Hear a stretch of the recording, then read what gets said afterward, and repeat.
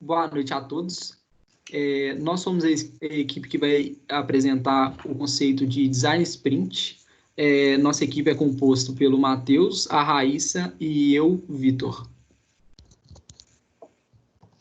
Então, o Design Sprint é um processo único de 5 dias criado pelo Google Adventures para resolver questões críticas por meio de protótipos e testes de ideias com clientes. É como se fosse uma coletânea dos maiores sucessos da gestão estratégica, da inovação, da ciência de comportamento, do designer, e tudo isso compactado em um passo a passo que qualquer equipe pode implementar. E utiliza-se técnicas de brainstorm, prototipação e validação de modelos. E foi desenvolvido e criado pelo Jake Knapp, John e o Brandon. Pode passar. Então, a aplicação dessa metodologia propõe que seja realizada com uma equipe de 7 ou menos pessoas, pois foi testada com mais pessoas e tiveram um feedback bom. E que essa equipe tenha conhecimentos em produção, finanças, marketing, jornada do cliente, tecnologia, logística e design de produtos. Um papel muito importante é o do definidor, pois ele deve ser uma pessoa que tenha capacidade de liderança, autonomia e que decida questões fundamentais. O definidor é uma pessoa que toma as decisões do projeto e ele tem que entender profundamente do problema e, com frequência, tem opiniões fortes e critérios que ajudam a encontrar a solução correta. E a aplicação é focada em soluções importantes acerca de um objetivo a longo prazo, que contribui para a solução de um grande desafio. E a metodologia requer que a equipe faça uma imersão de segunda a sexta-feira, pois um dos melhores aspectos da sprint é a liberdade para trabalhar, do modo que sua agenda não tem compromissos e somente um objetivo importante a ser cumprido. Sendo assim, não tendo mudanças de contexto entre projetos diferentes e muito menos interrupções aleatórias. Então, aplicação em 5 dias. Em 5 dias, a gente vai ser capaz de obter a compreensão do problema, ou seja, mapear e focar na área mais importante desse problema, conseguiremos idealizar possíveis soluções sendo esboçadas no papel, conseguiremos tomar decisões de transformar as ideias em hipóteses testáveis, a prototipar, ou seja, construir um protótipo realista, e, por fim, a realização de testes, obtendo feedback de usuários alvos ao vivo do seu produto. Pode passar. Então, quais são as etapas diárias da sprint? Na segunda-feira é quando definimos os objetivos. Levantamos questões sobre o problema identificado, compreendemos a situação diante a visão de um especialista e definimos um alvo.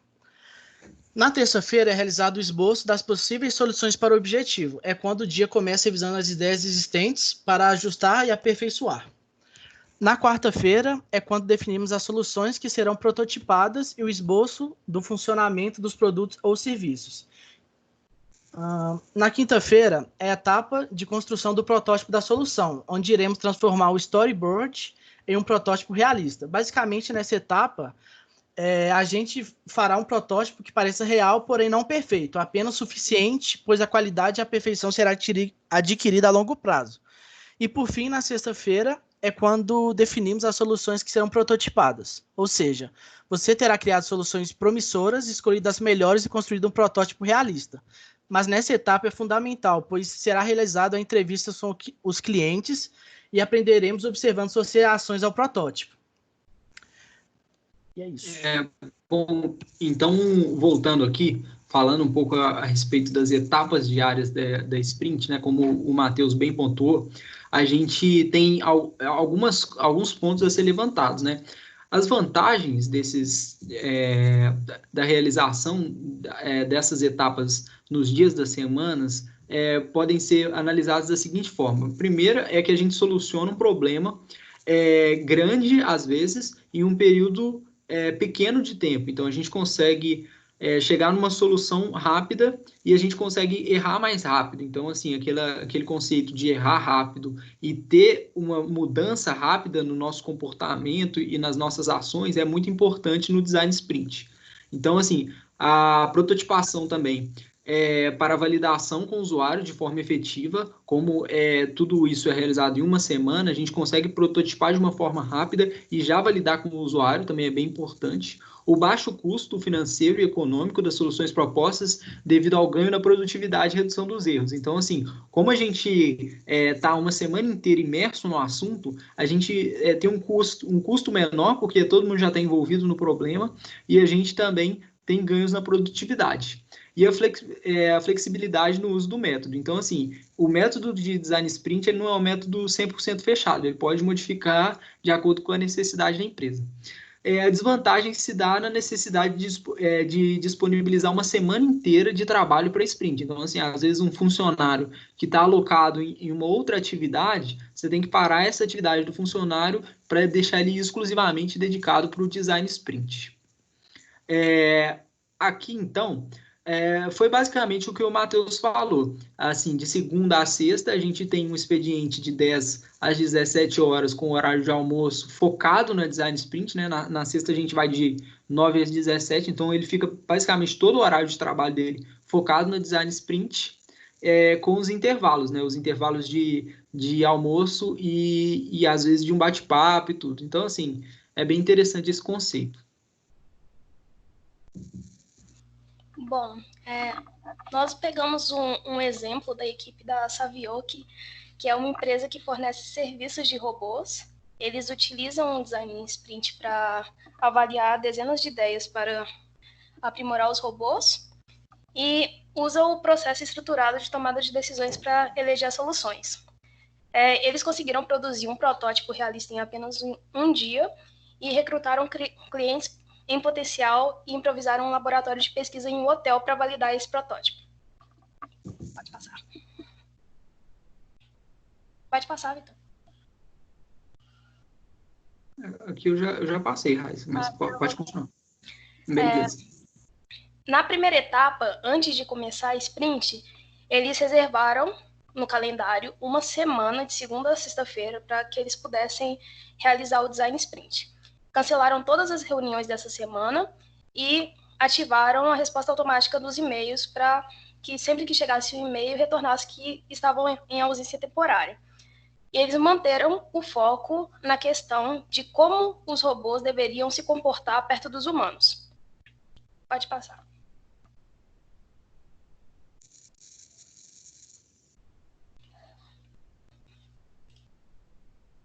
Tá. Na segunda etapa, eles formularam os prazos e combinaram em qual hotel que eles fariam o teste. Pode passar, então. Aí, na segunda-feira, eles fizeram a revisão geral do problema, ressaltaram que a maior importância do problema seria aumentar o nível de satisfação do cliente e a solução seria baseada nesse problema. Pode passar. Na terça-feira, a equipe optou por realizar a elaboração das soluções individualmente, porque eles descartaram o brainstorm, porque o brainstorm depende muito que as pessoas se comuniquem, fazendo que as pessoas falem muito alto, tem muito barulho, então eles não optaram por isso nesse método. Pode passar, então. Na quarta-feira, eles colocaram expostos todas as ideias, foram um total de 23 soluções divergentes para esse problema, e para diminuir a quantidade de soluções, foi utilizado votação e uma discussão estruturada entre todos os membros da equipe. Na quinta-feira, eles começaram a construir o protótipo. Na verdade, eles estavam pensando como iriam construir o protótipo, porque eles tinham até 8 horas para poder deixar esse protótipo pronto. No dia anterior, na quarta-feira, eles pegaram as ideias, documentaram tudo, bem detalhadamente, para que fosse possível facilitar na execução da criação do protótipo. E aí eles decidiram que o robô precisaria ser autônomo e apenas mostrar uma única função, que seria entregar uma escova de dentes em um quarto. Na sexta-feira, eles foram para realizar a execução do teste. Eles pegaram os hóspedes de um hotel na Califórnia e começaram os testes Começaram os testes? Não, eles montaram um laboratório às 7 horas da manhã, foi improvisado com câmeras dentro de um dos quartos do hotel. Ainda na sexta-feira, às 9h14, foi realizada a primeira entrevista com um hóspede, visando a obtenção de informações, para que fosse possível fazer relatórios de satisfação e tudo mais. Depois de fazerem a obtenção das informações, analisar o sucesso dos resultados e tudo, eles começaram a perceber que o design sprint trouxe respostas muito rápidas para eles.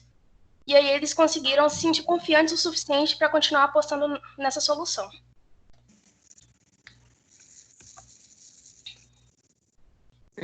Posso passar, Raíssa? Desculpa, Pode. a minha internet caiu um pouquinho. Pode. Então, beleza. A partir desse estudo, então, que a Raíssa para a gente, o próprio método do Design Sprint, a gente pode chegar a algumas conclusões, né? A primeira é que o Design Sprint, ele mostra os fracassos em menor escala de tempo. Então, aquilo que eu já tinha dito, né? A gente consegue perceber os erros mais rápido e mudar o que tiver que ser mudado num tempo muito mais ágil. Ele evita também os problemas do produto e as ideias antes de entrar no mercado. Então, como a gente tem um protótipo realizado já em uma semana, a gente consegue prever ou antecipar algum comportamento desse produto